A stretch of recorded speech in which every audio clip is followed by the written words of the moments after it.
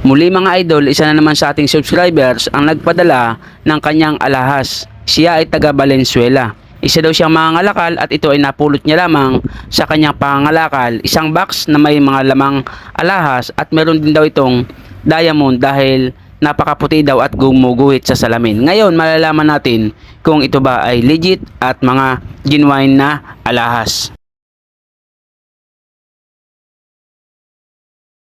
Lamang ang may alam.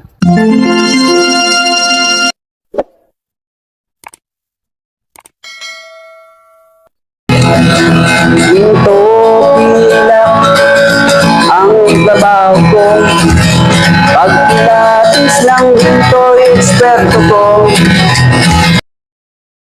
Magandang panahon sa inyo mga idol. Muli may nagpadala sa atin na isa sa ating mga subscribers. At ito ay galing pa sa Valenzuela. Ito daw ay napulot niya sa kanyang pangangalakal. At ito daw ay may laman ng mga alahas. Meron ding gold coins. Merong diamond daw dahil maputi at gumuguhit sa salamin. At meron din namang alahas na bracelet. Kaya ngayon ay titignan natin kung ito ba talaga ay legit at mga tunay. Mayroon akong itatanong sa inyo, sa inyong lahat na nakikinig ng awit ko. Nais nyo ba na kayo ay matuto sa usapang alahas, pilak at ginto? Kung nais nyo na kayo ay matuto, buksan nyo ang YouTube channel ko. More than treasures, more than treasures, more than treasures ang aking pangalan. More than treasures, more than treasures, more than treasures. Lamang ang may alam.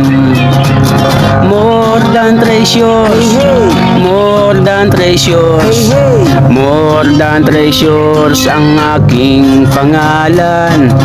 More than treasures, more than treasures, more than treasures. Lamang ang may alam. Lamang ang may alam. Siyempre mga idol, ilalabas ko na ang aking special weapon and tactics. Ito ay ang Wonder Bato at Wonder Tubig. Tulad ng original na paraan, ikikuskus natin sa bato ang sinasabi niyang gold coins. At iyan, dilaw na dilaw nga ang kumapit sa bato. Pero hindi dyan nagtatapos ang pagkilatis ng ginto para malaman mo kung ito ay tunay. Kailangan buhusan mo ito ng asido. At kapag hindi ito nabura sa bato, ito ay ginto. Pero pag nabura, ito ay tanso lamang kahit siya ay kulay dilaw. At iyan nga nakita nyo, nabura ang kanyang kulay na dilaw, kung kaya't malinaw, fake ang kanyang coins at hindi ito tunay na ginto. Siyempre para mas malinaw, bubuhusan natin ng asido ang coins na ito. Kapag hindi nagkulay berde, ginto. Pero pag nagberde, malinaw, tanso. Kita nyo naman nagkulay berde at nabura sa bato, malinaw, ito ay tanso lamang. At ito naman yung sinasabi niyang diamond na puting-puti at gumuguhit sa salamin, kung kaya't ito ay iniisip niya na diamond. Kukunin natin ang ating pang-ultimatum tester ng diamond. Kailangan pag hindi ito naguhitan, may posibilidad na ito ay diamond. Pero pag ito ay naguhitan, automatic, fake at hindi po ito diamond. Dahil ang aking ginagamit na pang diamond tester ay isang genuine na diamond. Iyan, kitang-kita nyo naman mga idol, nagasgasan, kaya iyan ay fake lamang. Kaya hindi porkit gumuguhit sa salamin, ito ay tunay na. Ngayon, isusunod na natin ang kanyang bracelet na ito daw ay pambata. Ginto daw ito dahil hindi daw dumidikit sa magnet. Ngayon, malalaman muli natin kung ito ba ay tunay sa pamamagitan ng Wonder Bato at Wonder Tubig ni More Than Treasures. Kaya kung gusto nyong matuto, manood na kayo sa ating YouTube channel, More Than Treasures. Pag nabura, peke. Pag hindi nabura, ginto. Kaya panoorin nyo mga idol. At iyan na nga, binuhusan ng asido pero hindi nabura. Kaya ibig sabihin, doon siya tumama sa bracelet na pambata. Ito nga naman ay ginto. At sa tingin ko ito ay 18K kahit hindi ko na gamitan ng abo. At syempre, para mas malinaw pa rin sa inyong lahat, kapag binuhusan ito ng asido at bumula ng kulay green, ito ay peke. Pag parang tubig lang at walang reaksyon, ito ay ginto. Kaya nakita nyo walang reaksyon, ibig sabihin 100% ginto ang kanyang bracelet. Kaya sa nagpadala nito sa taga Valenzuela, ihanda mo na ang iyong GCash idol. Padala mo na ako ng pangmerienda dahil nakapagod naman mag-test ng alahas. Dahil ayaw mo naman magpakilala, shoutout na lamang sa lahat ng mga taga Valenzuela City. So open po tayo kung gusto nyo magpa-check ng inyong mga alahas, ipadala nyo lamang po sa atin at pwede na po tayo mag-usap kung ano ang ating kasunduan sa inyong alahas. Kaya kung kayo po ay magpapadala sa akin at may nag-good, ay pwede pong ako na ang bumili kung tayo magkakasundo. Kung hindi naman, ibabalik ko po sa inyo yan. Sagot nyo po ang shipping yan dahil sa inyo naman yan. Marami pong salamat sa inyong pagtitiwala. See you on our next video. God bless po. Ginto pilak ang trabaho ko. Pag pilates ng ginto, eksperto ko. Kung sa mga kabisado ko, alam ko ang peke at totoo. Ako ay isang masayang ng ginto. Alam ko ang tunay at totoo. Kung usapan ay alas lang, yan ay kaya nating patunayan. Ako ay alahero at asayer ng ginto. Alam ko ang tunay at totoo. Walang maitatago kung usapan ay ginto. Pagkat ang alahero'y eksperto sa ginto. Mayroon ngayong bagong pauso. Mahal daw ang bariyang 10 piso. 2001. Ang iba naman ay 5 piso. Ang iba ay 20 peso, lagpas kwelyo. Kung sila'y inyong tawagan,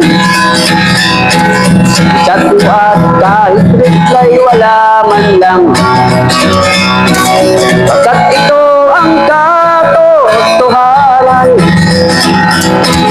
Sa usapang barya, sila'y walang alam.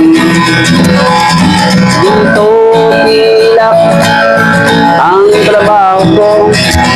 Pag pilates ng ginto'y eksperto ko. Kung sa mga tatak ay kabisado ko, alam ko ang peke at totoo. Ako ay isang asayer ng ginto. Alam ko ang tunay at totoo. Walang maitatago kung usapan ay ginto.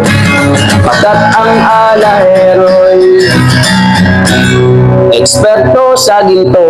May mga taong akala mo ay may alam sa pagkilatis ng ginto ay nakikialam, ngunit ang kanilang ginagawang paraan ay napakalayo na sa katotohanan. Ginto pilak ang trabaho ko.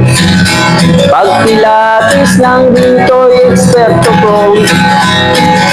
Kung sa mga katak ay kabisado ko, alam ko ang peke at totoo.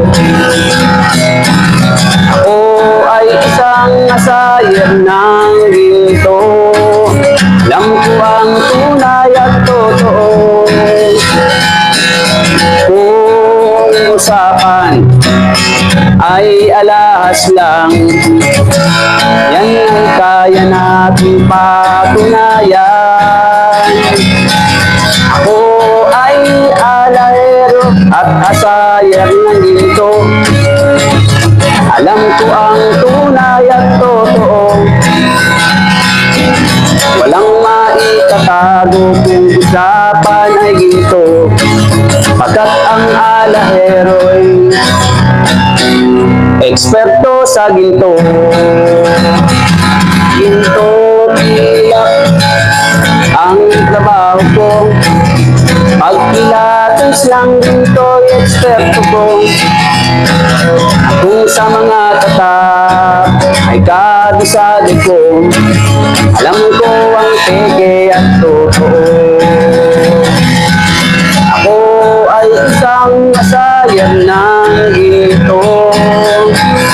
Alam ko ang tunay at totoo.